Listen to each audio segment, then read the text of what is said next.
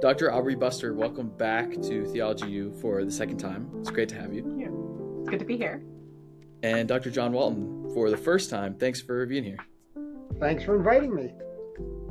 Yeah, of course. I was just joking. We have your commentary now, which is the second episode we've done on this one, the book of Daniel.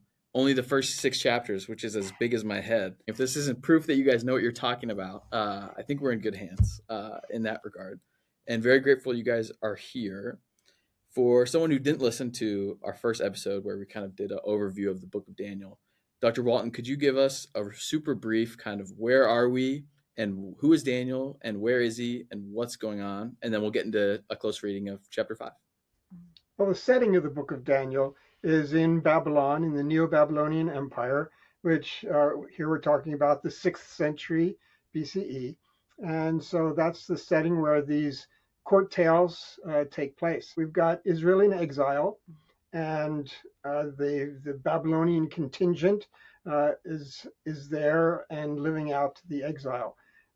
The book, as we talk about, is probably more addressed to an audience several centuries down the road in the Hellenistic period, in the 3rd and 2nd centuries BCE, and generally seems to address an audience in that time period. So we've kind of spanning 2 different audiences, the audience of the setting and the audience that receives the literary form of the book.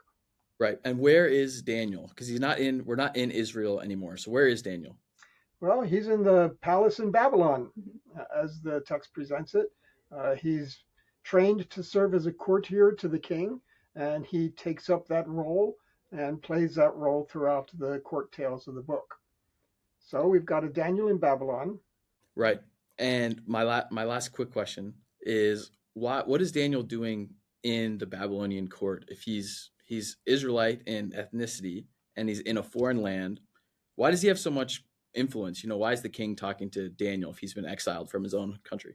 Well, foreign kings weren't averse to having foreign specialists in their court who brought various perspectives and insights and skills. And so it's not unusual to see a foreigner in the court. And if they prove themselves proficient and helpful, then they were promotions that were possible. So we have no reason to think that this is an implausible situation. And maybe I'll add, because I think we see this in the introduction to Daniel. One, we see a little bit of the Babylonian strategy and who they're deporting into Babylon. It says they're picking who they think are the best, brightest, and most beautiful, and then giving those people specialized training in the court. So by the time we're going to meet Daniel in chapter 5, he's been given an elite education intentionally by the Babylonians. And then the previous chapters are also going to demonstrate that he, according to the book, excelled at this education and has kind of ensconced himself in the highest levels of the court of the king. But this is also part of kind of the Babylonian imperial strategy to take the best of the people that they conquered and use it to enrich and empower the Babylonian Empire. And Daniel has excelled so far in that way. So that's why he finds himself again being called on in chapter 5.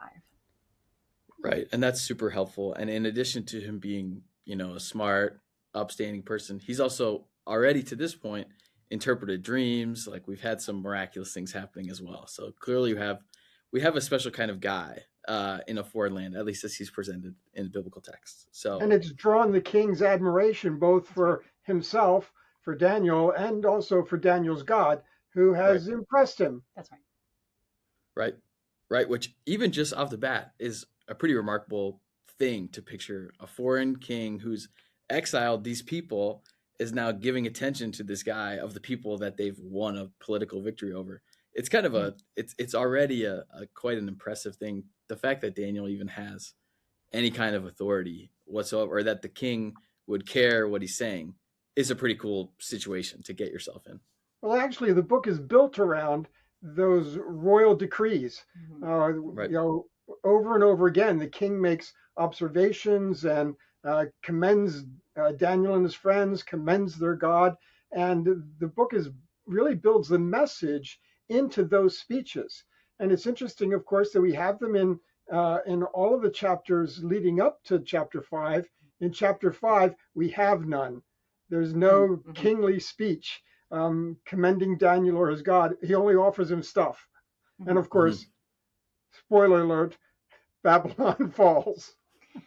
Right. And maybe we can frame this just a little bit in the culture of the day. So of course, Babylon is a polytheistic society. The king of Babylon is someone who's going to be expected to acknowledge multiple gods. Polytheism is just an umbrella term for religious systems where they don't believe in just one God, but they believe that many gods exist and have power.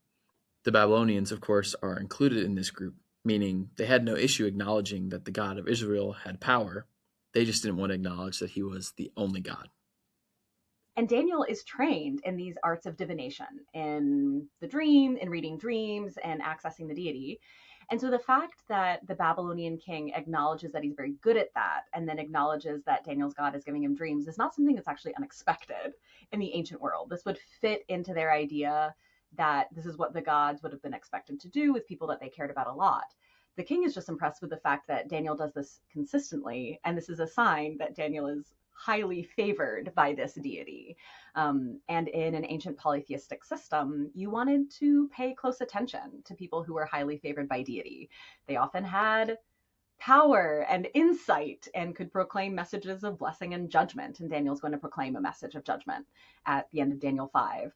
And I think this sets up the plot then for us to note that Belshazzar really is failing quite dramatically when he doesn't know who Daniel is, when he's failed to acknowledge Yahweh correctly, both in an Israelite mindset and the Babylonian one. Right. Well, that's a perfect segue. We'll get into Daniel 5, and I'm reading just from verse 1, which is subtitled in the NIV, at least, The Writing on the Wall. And actually, before, can I just ask you, is this the origin of the writing is on the wall? Or does it go back even further? Yes, it must be. It is. Yeah. It is. Yeah. Yeah. And we'll see, it's bad news. The writing on the wall, it is not good. But we'll get there. So reading from verse 1 of Daniel 5. We have King Belshazzar gave a great banquet for 1,000 of his nobles and drank wine with them.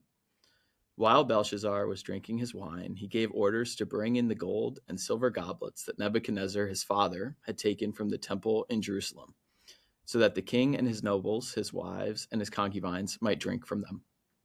So they brought in the gold goblets that had been taken from the temple of God in Jerusalem, and the king and his nobles, his wives, and his concubines drank from them. As they drank the wine, they praised the gods of gold and silver, of bronze, iron, wood, and stone. Suddenly, the fingers of a human hand appeared and wrote on the plaster of the wall near the lampstand in the royal palace. The king watched the hand as it wrote, and his face turned pale, and he was so frightened that his legs became weak and his knees were knocking. So right off the bat, we have this kind of royal banquet, and suddenly a hand appears. It's pretty miraculous. But talk about first the banquet and what banquet you think was happening and how that ties in. I found that really interesting. Well, the time is perfect for what we know of the great Babylonian festival called the Akitu festival, which is a New Year's enthronement kind of festival. It's their big deal. I mean, in Christian circles, we have Lent and we have Advent, which are long periods of celebration leading up to a momentous time. And the Akitu was something like that for Babylon. It was celebrated at least in one time period over 11 days, and not like the 12 days of Christmas, but 11 days. And the highlight of it was that the gods would pronounce a favorable destiny for the king, reinforcing their sponsorship of him and his right to the throne. So it's a big deal. And this banquet is right at the time of the Akitu, even though, of course, the text doesn't mention that at all. It just mentions a feast. This is one of the times that we know exactly when this happens, because we know Babylon fell on October 12th of 539, and this is the night before. So one of the few events in the Bible we can say, here's the day. It also maybe gives us new insight into what is actually happening in this feast, because this is typically read as a kind of sacrilegious act on Belshazzar's part, that he's disrespecting these vessels by bringing them in and drinking from them and using them to worship the gods of silver and gold and all of this.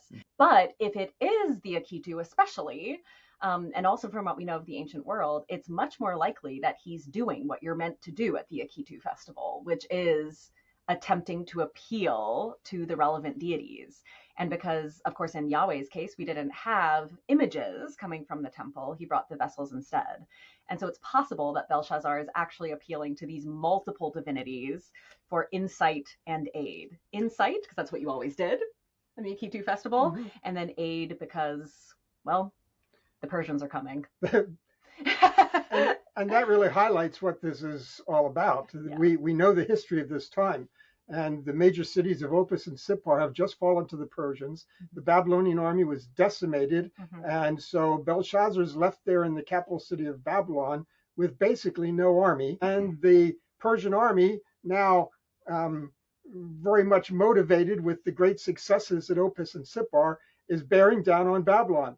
And so he's got nothing if he doesn't have the gods. Right. Well, that's great context. So talk about a little more, like, how do we know if the text doesn't say, how do we know for sure when this was? Well, because the text does tell us that Babylon fell the next day. So the information we have from ancient Near Eastern sources, they all help us to know precisely when the fall of Babylon was. So again, it's easy peasy. Yeah.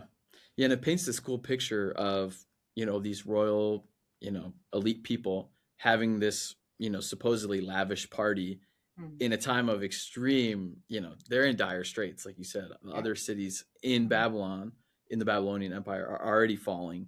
Their demise seems imminent, and it makes it, suddenly a hand writing on the wall. It might seem like the time is right for a message from God with our demise coming. And it would also make them particularly alert to be like, oh, it seems like something's happening. I better pay attention here because otherwise we're not looking, we're not in great shape. Well, at this time, the Akitu, it's very meaningful here because this is precisely the time when they looked for an affirmation of divine support. And that's what he needs. So this is coming just at the right time. They're in need of divine support, and that's what the Akitu is for. And of course, the message coming from Daniel is going to be quite different. And that's the irony. He was asking for a message from a god and got one. It was just not the message he was hoping for. And he was asking for divine support and didn't get that. He did not get that. He did not get that. Right. Yeah, you can see it. You think, oh, amazing. I'm getting a message. God is going to defend me. And as we'll see, and I'll keep reading, that's not exactly the message that he gets. But picking up then from verse 7, the king summoned the enchanters, astrologers, and diviners. Then he said to these wise men of Babylon, whoever reads this writing and tells me what it means will be clothed in purple and have a gold chain placed around his neck, and he will be made the third highest ruler in the kingdom. Then all the king's men came in, but they could not read the writing or tell the king what it meant. So King Belshazzar became even more terrified, and his face grew more pale. His nobles were baffled. The queen, hearing the voices of the king and his nobles, came into the banquet hall. May the king live forever, she said. Don't be alarmed. Don't look so pale. There is a man in your kingdom who has the spirit of the holy gods in him. In the time of your father, he was found to have insight and intelligence and wisdom like that of the gods. Your father, King Nebuchadnezzar, appointed him chief of the magicians, enchanters, astrologers, and diviners. He did this because Daniel was found to have a keen mind and knowledge and understanding, and also the ability to interpret dreams, explain riddles, and solve difficult problems. Call for Daniel, and he will tell you what the writing means. So Daniel was brought before the king, and the king said to him, are you Daniel, one of the exiles my father, the king, brought from Judah? I've heard that the spirit of the gods is in you, and that you have insight, intelligence, and outstanding wisdom. The wise men and enchanters were brought before me to read this writing and tell me what it means, but they could not explain it. Now, I've heard that you are able to give interpretations and to solve difficult problems. If you can read this writing and tell me what it means, you will be clothed in purple and have a gold chain placed around your neck, and you will be made the third highest ruler in the kingdom. So then Daniel answered, you may keep your gifts for yourself and give your rewards to someone else, but nevertheless, I will read the writing for the king and tell him what it means. So there's a lot there. I'd love to hear both of your just reflections on that section. Well, we probably need to start with what's happening Sure. that the king recognized. So that's up in verse 5. The hand was writing on the plaster wall by the lampstand. Mhm. And, you know, with any story like this, you have to ask the question, why did the narrator include that little piece of information? What does that mean? And that's been very unclear in most interpretations of Daniel over the centuries. People have wondered about it. It's not the normal word for lampstand, and why even mention the plaster wall? And what we kind of worked out as we interpreted was that there's a lot more going on with that than we've recognized. Uh, the the throne rooms in ancient Assyria and ancient Babylon were not blank white walls. Mhm. They just didn't do that. They were filled with either reliefs or frescoes, and beautiful colored frescoes, mosaics sometimes. So they were filled with presentations of power, of the king's good standing before the gods. So when this talks about a plaster wall, it's probably referring to a fresco, which of course is colored plaster. And so he's referring to the fresco here. And from what we know of Neo-Babylonian art and the ways they portrayed things, this is probably a portrayal of the king standing before the god. And of course, that could be a sun god or moon god. We don't know which god it would be. So the hand is appearing on one of these frescoes of propaganda and power, right in the presence of these other gods who are also being worshipped. So it says a human hand emerged. And we could say that's kind of a human-like hand, and that's possible. But now it's apparently emerging from the fresco, which of course would have the king presented there. And maybe it's even the king's human hand that is emerging, or a human-like hand of the gods. We don't know. But it's kind of coming out of the fresco and writing on the wall. So this is something that's tied into the description in verse 5, but it's a description that has not been very clearly understood. And so this is the way that Daniel's God is delivering his decree of destiny on the Babylonian king. Right. Yeah. So we would translate, suddenly figures of a human hand stood out and were writing beside the luminary on the fresco, which was on the wall of the royal palace. Okay, so then how come these people can't read it? You know, is it in a language that they don't know, or is it just hidden from their eyes? You know, are we supposed to think it's plain writing and, you know, God is keeping them from being able to understand it? Is it picture? Is it some elaborate puzzle? I'm curious what you think. Like, why can't these people read it? Yeah, there's a lot of different options for this because the text doesn't say. Some scholars will argue that they can't see it, but we think that the most convincing argument is that this is a form of lemmatic exegesis. So in ancient cuneiform culture, Cuneiform is the earliest known writing system that humans ever used. It was actually lost to history for a while before being rediscovered a few hundred years ago. And it wasn't until the 19th century that people were able to decipher it and read it. Cuneiform is the system itself and the symbols, and it was used to form multiple ancient languages.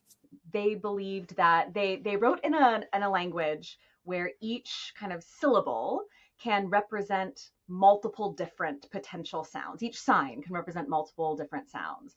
And so it was very common for them to take texts, especially texts that were associated with God in some way, texts that were of divine origin, and to reread these texts in multiple different ways to actually get multiple meanings out of these texts. We often, when we're reading, the Bible, we often try to emphasize, okay, we've got to find the one singular meaning because this is a really important text. They would have thought the exact opposite thing, that because it was an important text of divine origin, that we would expect it to have multiple potential meanings. And so if this text, and again, the text doesn't actually tell us what it looked like, but if we're in a Babylonian context, Daniel is trained as a Babylonian court scholar, and we know that the Babylonian court scholars practiced this type of lemmatic exegesis, where they would take these signs and try to determine multiple meanings from them. So within that reading, there were signs, probably cuneiform signs that were written on the wall, and the other scholars couldn't authoritatively determine their meaning. Because, of course, even though they could probably identify what syllable went where, you also, to determine the meaning of divine writing, was also a statement of prophetic authority. You would not want to get it wrong.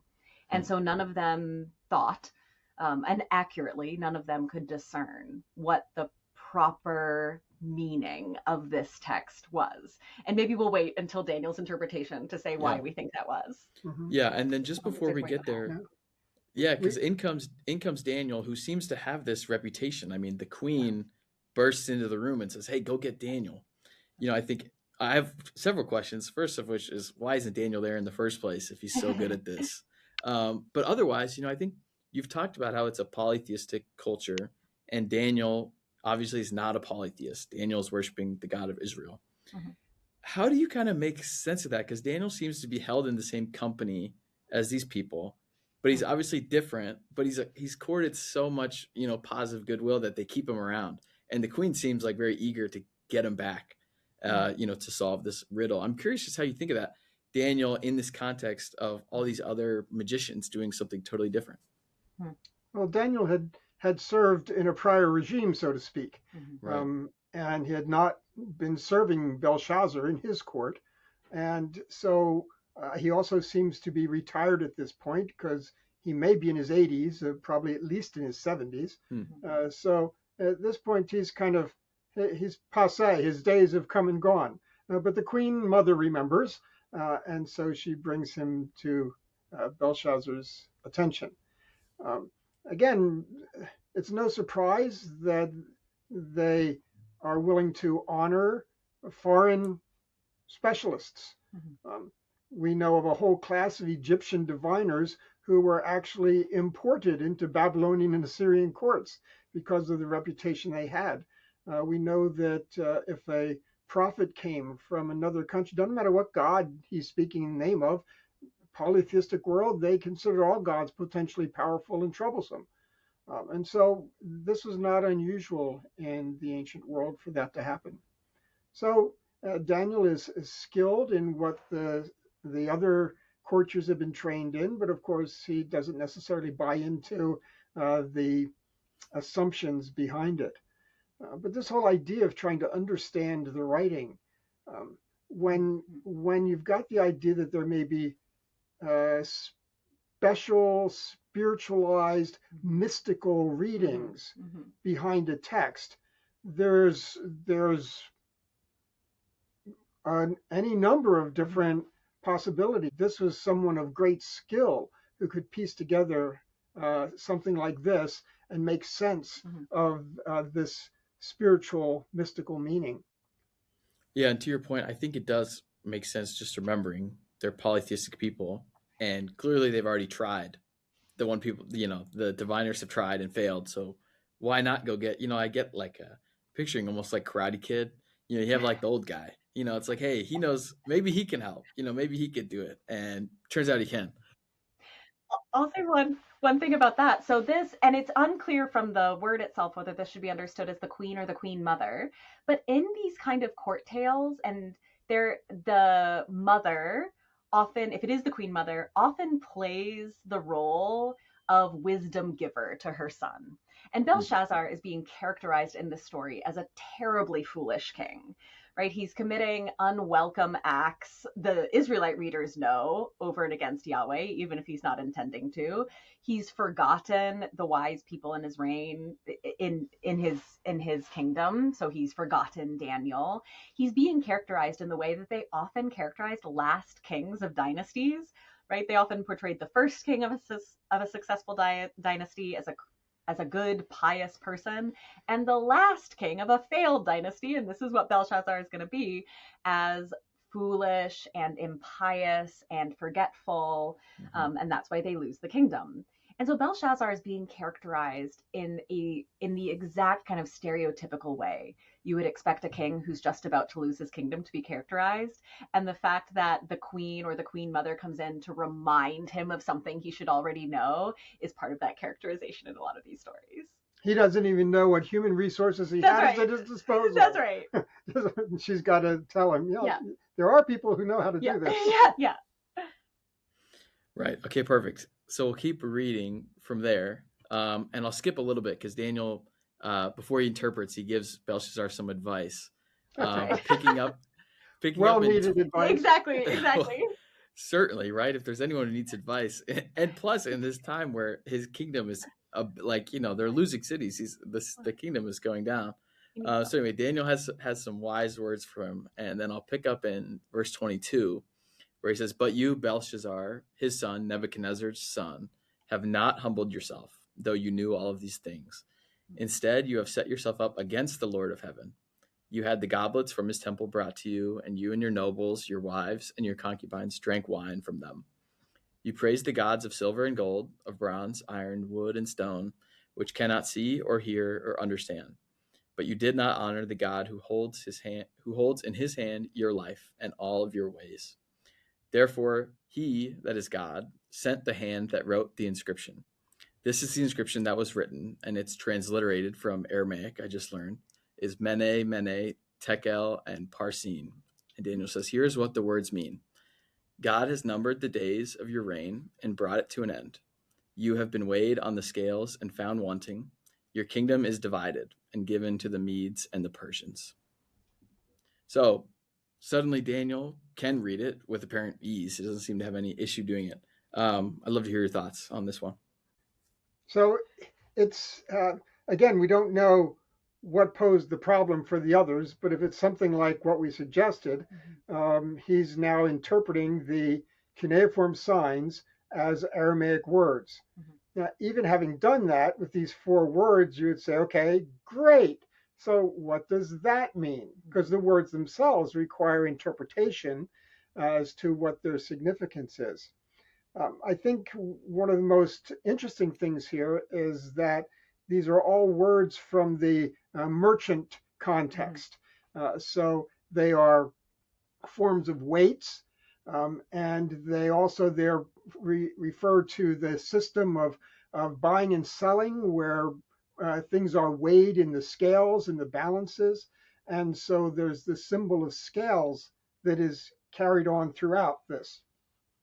That in itself is interesting just because it adopts that kind of metaphor. But what makes that more interesting is what's going on at this particular time. The Akitu festival comes at the fall equinox, and at the fall equinox is introduced by the rising of the zodiac sign of Libra, which is the scales. And of course, the Babylonians were very, very interested in astronomy and felt like the movements of the stars and the heavenly bodies were the communication of the gods. And so the rising of Libra was one of the most important events of the astronomical year, and that had taken place that morning. And so we have the scales, which are on everyone's mind at this balance of the year. At this time, everything's in balance. It's the middle of the month, and so the sun and moon are on opposite horizons in balance. It's the balance of the year because at the equinox you have equal times of light and dark in the day. It's at the balance of seasons because this is the New Year's. It introduces the new festival season. And now Daniel indicates it's at the balance of history, where they're ready to transition between great empires, which of course the transition between empires goes all the way back to chapter 2 and the image. And of course, for Daniel, he's also going to indicate that it's time for the scales to be evened in terms of justice.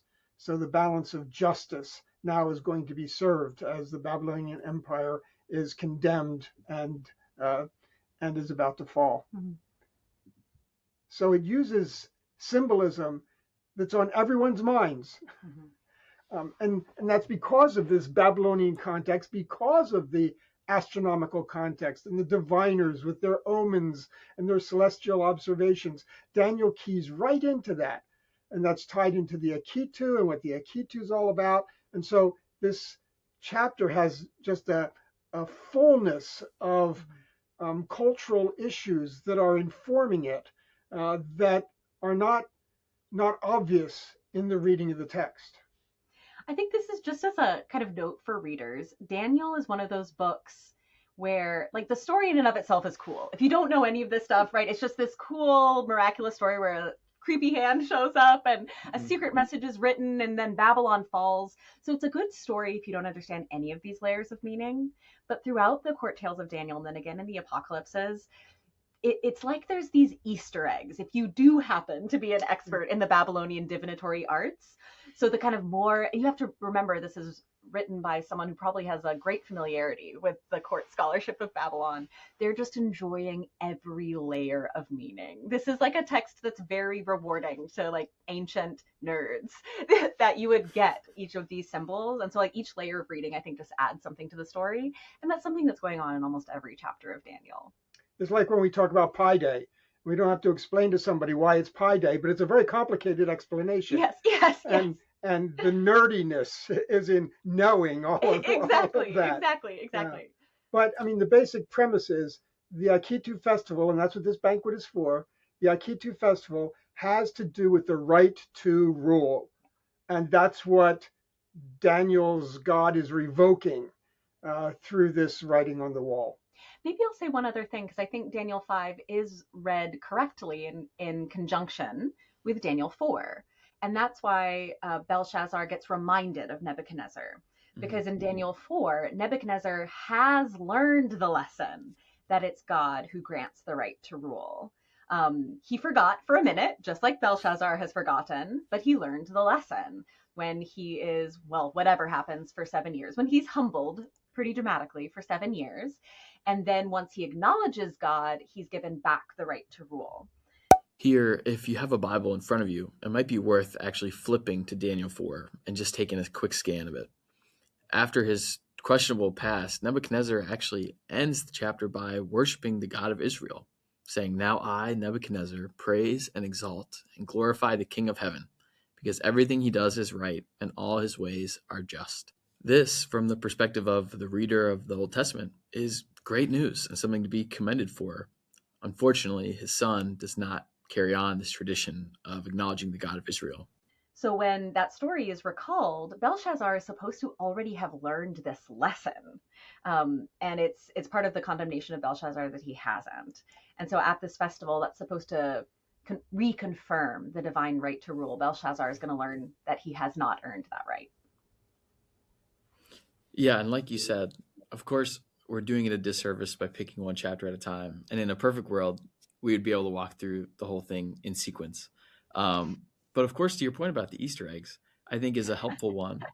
Also, just for remembering that there's humans then, there's humans writing it, and to think of the level of cultural nuance that we have with our own day, which you would totally take for granted, and to think somebody 3,000 years, 2,500 years from now reading, I would think most of it would be unintelligible. And that's, considering we have, much better technology and ability to preserve things too. We actually have paper and digital records and libraries, whatnot. Right. All that goes without saying for the most part. But how about, again, Daniel is like, it's very bad news. And I'll finish and then give you guys another chance to respond, because then immediately after, at Belshazzar's command, Daniel is clothed in purple, a gold chain is placed around his neck, and he's proclaimed the third highest ruler in the kingdom. Immediately after, he said, you guys are totally toast. And that very night, Belshazzar, king of the Babylonians, was slain, and Darius the Mede took over the kingdom at the age of 62. So you have really, like, in 3 verses, a ton of things happening, almost at a comedic pace. Mm-hmm. Daniel's getting celebrated for his impending announcement of doom, and then the king is immediately killed. So there's a lot going on. I'm laughing. Maybe I shouldn't be laughing. But I'd love to hear your reflections on that, because, in tandem with Daniel's just giving this horrible news, and then we get this kind of almost bizarre, insanely quick sequence of events to wrap the story up. We have to remember that he told the king to keep his gifts, and maybe we understand why now, right? He's like, I don't want to become the third highest ruler in the land. It's just about the fall. So Belshazzar does it anyway, but Daniel knew what was going to happen before it did. Yeah, and so why does he get, even before the king is killed, why does he get celebrated? Shouldn't they be kicking him out and say, like, get out of here with your terrible advice, terrible prophecy? They knew talent when they saw it. I mean, he was convincing, and that's the king had promised that kind of reward. I think it would be thinking too much of Belshazzar if we think that he's being tongue in cheek here, and if I'm going to fall, you're coming down with me. I don't think that's it. But again, you mentioned how it moves very quickly toward the conclusion, the climax, and that's because the fall of Babylon is not really the climax. The fall of Babylon, I mean, the climax is the role of God in announcing the fall, because the whole idea is that God has time and history and empires in his hand. And so God's the one who grants power, God's the one who takes it away. Once God takes it away, no surprise, poof, it's done. And so it focuses on God revoking his right to rule. After that, the fall is inevitable. So you can think of it as two very brief scenes of a recognition of Daniel's accuracy and the fact that God is, in fact, giving divine truth to him. First, Belshazzar acknowledges it. Whether or not Belshazzar, potentially in the back of his mind, is hoping that by giving gifts to a divine messenger, he might, delay the fate that had been proclaimed upon him is possible. Some of these divine fates that were declared could occasionally be ameliorated if you gave the right gifts and acted correctly towards the deity. But of course, Daniel presents this, and we don't yet know it's correct when Daniel speaks it, but then 2 verses later, we discover very quickly that Daniel is confirmed, both for Belshazzar and for the audience.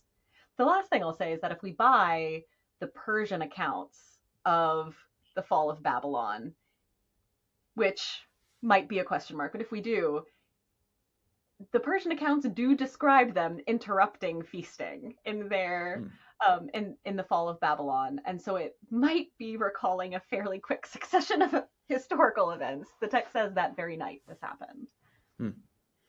Yeah, what, and by Persian sources, you mean like, is this stuff we have written down that archaeologists have found? Yes. Yeah. So things that come out of Cyrus and his That's right. rule. Yeah, because I mean that's a cool detail to think, maybe, and like you said, the timing seems right, and if they were feasting, especially if they were really partying, maybe it wouldn't be so difficult to quickly overthrow them. Maybe they weren't at their sharpest. Would be putting it again. They've got no army. Yeah. Right. The army's gone. They were defeated days earlier. Sitting ducks. They were sitting ducks. Right. Yeah, and that it makes for kind of a funny dynamic, because you think, again, they're sitting ducks. Everything's going down. They go and get Daniel to interpret this message, and he basically tells them what would be, obvious, right? Like, it seems like almost anyone who's paying attention could say, guys, like, this is over. You guys are toast. And then, like, it's almost it's not even that Daniel's prophecy is so world shattering. I can't believe that's what this means. Which again pivots to the point, Dr. Walton, you just made, is what's the story actually about? Is it really about the drama? Is it really about the intrigue? Or is it actually just about God? To me, that's the real narrative thrust of the story, is look at God's role, and look at this, Dr. Buster, your point, look at this foolish king who just doesn't get it. Yep. Yeah, it's Belshazzar and Daniel are both characters in the story, but it's not a Belshazzar story, it's not a Daniel story, it's a God story. And the thrust of the story is the same as it's been throughout the book of Daniel, that any given ruler may be granted power, and it's God who does that. And that doesn't mean they have favor. It only means for a time they have power. And as the Lord gives, so the Lord takes away. And when he revokes that right to rule, then the empire will be no more. So it's kind of this moment of assessment where God holds the empire accountable and enforces judgment, which is, of course, when any people throughout history, when they experience a tyrannical, oppressive regime, that's what they hope and pray for, to whoever their gods are, that regime will have its comeuppance. and will be held to account and be judged. And that's what happens here with Belshazzar in Babylon. But that's not about Belshazzar. It's about God. Yeah. We have to remember what good news this would have been for the people. They've been, the fact that Daniel says this judgment that we all see coming at this point in time, to explain both to Belshazzar, but also to the Judean audience reading this story or listening to this story, that this is God's finally, God is assessing and judging Babylon for what they have done. Because we haven't gotten that in the Nebuchadnezzar stories. All of those judgments have been small and temporary. We haven't yet seen the Babylonian Empire judged as God promised it would be. And so this is the fulfillment to say the fall of Babylon is divine judgment for what the kings of Babylon have been doing. And you could just imagine a Judean audience kind of letting out a cheer at that final moment. Not only the Judean audience in a Babylonian context, but remember we mentioned that the reading audience is most likely a Hellenistic audience in the Seleucid period, which is the Jews there have been under oppression by Antiochus IV Epiphanes, and in an oppression that's far worse than anything that the Jewish exiles of the 6th century experienced, from what we can tell. And so a Seleucid audience of Jews reading this is going to say, well, if God could bring down mighty Babylon, then he can bring down these Seleucid overlords as well and deliver us from this wretched imperialism. Yeah, and I think even the fact that the book of Daniel, it doesn't end here. Then we move into when the Persians are in charge. The fact that it includes the Babylonians and the Persians, and it's being read by people who are being oppressed by Greeks, there's a real kind of universal thrust to the points that you're making.